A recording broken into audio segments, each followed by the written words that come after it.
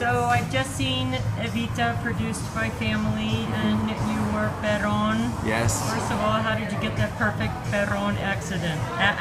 I lived in Puerto Rico for 2 years when I was a kid, so an accent comes very easily. As a matter of fact, they worked very hard to get me to tone it down. They said it was too much. I was really rolling those R's. And they wanted me to make it a little smoother because nobody else had an accent. But And I think you're an equity actor. yes, I am. And so how did you get involved with Phamaly? Phamaly was a complete accident. I had been performing in Atlantic City casinos for 10 years. Quit.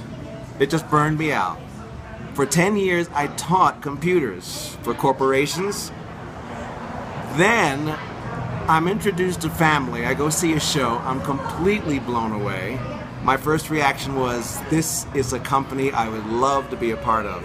I watched Donna Debrasini as the artistic director and I said, I know I'm going to meet that lady someday. I'm at a church that has me take over their acting little group. There's a young man there with cerebral palsy who I think is brilliant, and I tell him about Phamaly, and I think he ought to come check it out. So I tell his mother to meet me at a Valentine's Day party that Phamaly is throwing. We get to the party, mother shows up, son doesn't. And I said, where's Trevor? And she says, his girlfriend wanted him to spend Valentine's with her, so he didn't come. I said, well, you want to go to the party? We go up. I'm sitting at a table, and all of a sudden, somehow, I'm pushed up to sing a song, a cappella, for the entire group. I sing it. When I'm done, they said, what's your disability? I was shocked, and then I realized I was just diagnosed with multiple sclerosis. And they said, we want you to be in our next show. I get up to leave with no intentions of doing any of this.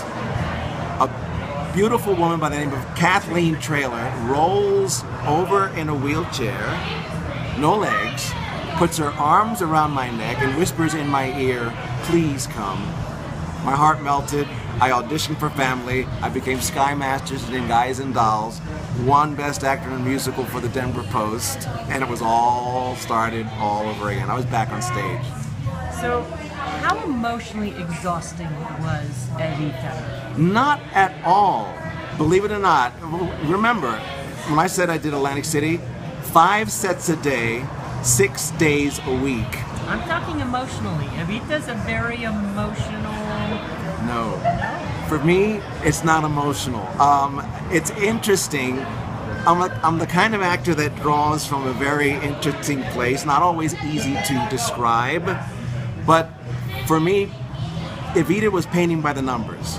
In other words, you have a very fast amount of time to get very large amounts of information across to the audience. I loved that because every second counts. So it's a mental, you hit the painting by numbers, 1, 2, 3, 4, 5, get the message across, get out, and it's one of the easiest roles I've had in a long time because I'm not really on stage for that long, if you think about it. So I just enjoyed getting a message across in a very little bit of time, and that was not grueling, it was fun. And what have you learned about other people's disabilities? Oh my gosh. People with disabilities, for me, are wonderful people, magical people, strong people, incredibly strong.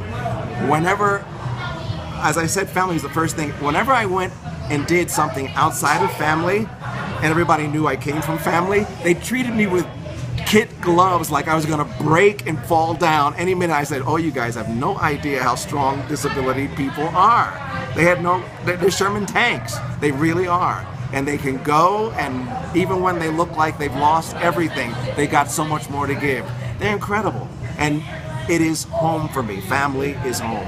There's no place else I feel at home than Phamaly. It's a wonderful, wonderful organization. I'm glad to be a part of it.